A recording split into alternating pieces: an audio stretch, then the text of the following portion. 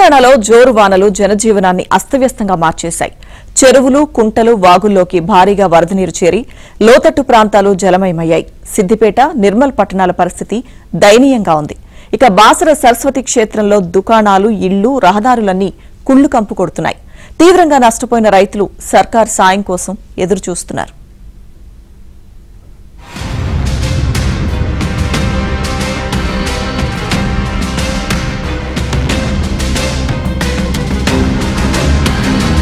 సిద్దిపేట జిల్లా వ్యాప్తంగా జనజీవనం పూర్తిగా స్తంభించిపోయింది. రామాయంపేట సమీపంలోని నందిగామ వద్ద సిద్దిపేట రామాయంపేట 765 డీజీ జాతీయ రహదారి కల్వర్టు కుంగిపోవడంతో మెదక్ సిద్దిపేటకు రాకపోకలు నిలిచిపోయాయి. ఇక వరదలకు లోతట్టు ప్రాంతాలు జలమయమయ్యాయి. ఎగువ ప్రాంతాల్లో కురుస్తున్న వర్షాలకు మోయతుమ్మెద వాగు, అక్కినపల్లి పెద్ద వాగుల్లోకి భారీగా వరద నీరు వచ్చి చేరుతోంది. చెరువులు నిండి అలుగు పారుతున్నాయి. కూడవెల్లి వాగు వరద నీటితో పరవళ్లు తొక్కుతోంది.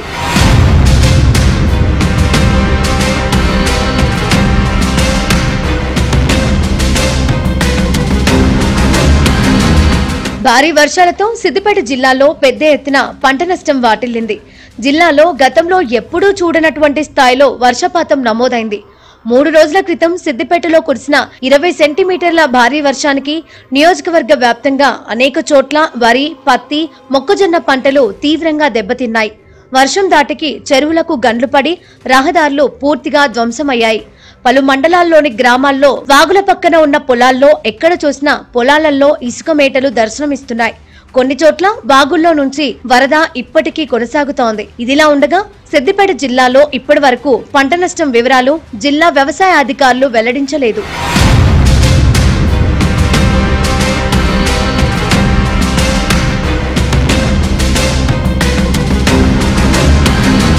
సిద్దిపేట పట్టణంలో పరిస్థితి కూడా కాస్త ఇబ్బందిగానే మారింది. కోమటి చెరువు నుంచి భారీగా వరద నీరు అలుగు పారడంతో పలు కాలనీలు జలదిగ్బంధంలో మునిగిపోయాయి.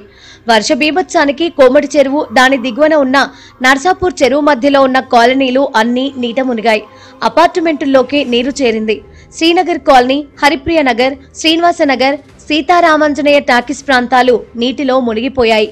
హైదరాబాద్ రహదారి బావిస్ఖానా పూల్ నుంచి 4 అడుగుల కంటే ఎత్తు నుంచి వరద ప్రవహించింది. ఇప్పుడు పరిస్థితి అదుపుకు వచ్చినా అక్కడి జనానికి వరద ఒక పీడకలగా మిగిలిపోయింది. మా ఊరు పెద్దగుండేళ్ళు.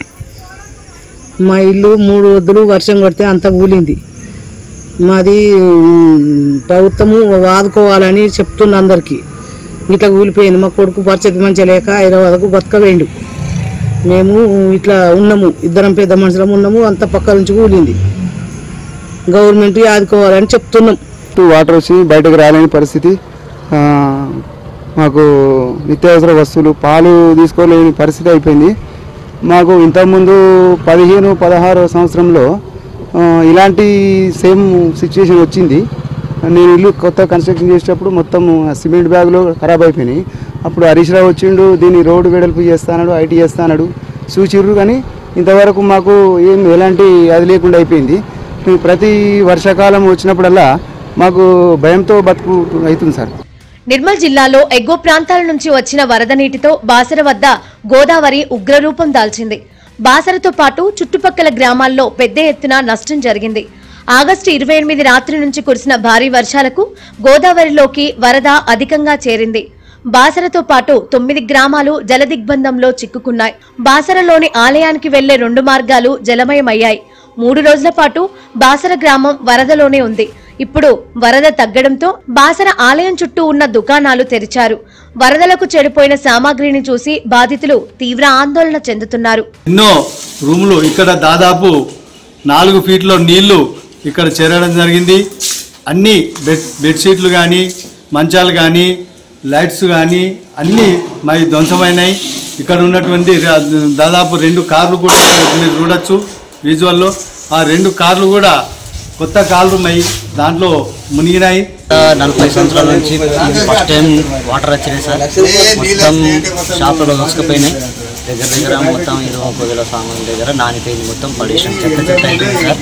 మొత్తం నీళ్ళు, పప్పు, అన్ని బియ్యం కూడా నానిపోయినాయి సార్. వరద తగ్గడంతో బాసర వాసులు ఊపిరి పీల్చుకున్నారు. అయినా ముంపు ప్రాంతమంతా బురదమయంగా మారింది. నీట మునిగిన లోతట్టు ప్రాంత నివాసాల్లో బురద పేరుకుపోయింది. ఆలయ పరిసరాల్లో ముంపుతో దుర్వాసన వస్తోంది. వరదల్లో పలు వాహనాలు దెబ్బతిన్నాయి. 4 దశాబ్దాల తర్వాత బాసరలో ఇలాంటి వరద వచ్చిందని జనం చెప్పుకుంటున్నారు. ప్రతి ఒక్కరికి లక్షల్లో నష్టం వాటిల్లింది. మొత్తం వాటర్ వచ్చేసినాయండి. హోటల్ మొత్తం మునిగిపోయింది. టెంపుల్ దగ్గరే ఉంటుంది మా హోటల్ మొత్తం మునిగిపోయింది. హోటల్లో బియ్యము, పప్పులు, ఉప్పులు మొత్తం పడేసినాము. ఏం లేదండి ఇప్పుడు మాకు. వరద ఉధృత చాలా ఎక్కువ ఉంది. గత 42 సంవత్సరాల వరకు క్రితం వచ్చిందైతే ఈరోజే మళ్ళీ ఇంత నీళ్లు కనబడుతున్నాయి. ప్రభుత్వం కూడా రైతుల చాలా చేనులు మునిగిపోయాయి. రైతులకు ఆదుకోవాలి ప్రభుత్వం. మరియు వచ్చేసారి ఇటువంటి ప్రాబ్లం రాకుండా ప్రభుత్వం కూడా చర్యలు తీసుకొని డెవలప్మెంట్ కోసం, బాసర డెవలప్మెంట్ కోసం పాటుపడాలని ఎమ్మెల్యే గారికి, ఎంపీ గారికి, రాష్ట్ర ప్రభుత్వానికి కోరుతున్నాం. నిర్మల్ జిల్లాలో భారీగా పంట నష్టం సంభవించింది. దీనిపై అధికారులు ఇంకా లెక్క తేల్చాల్సి ఉంది.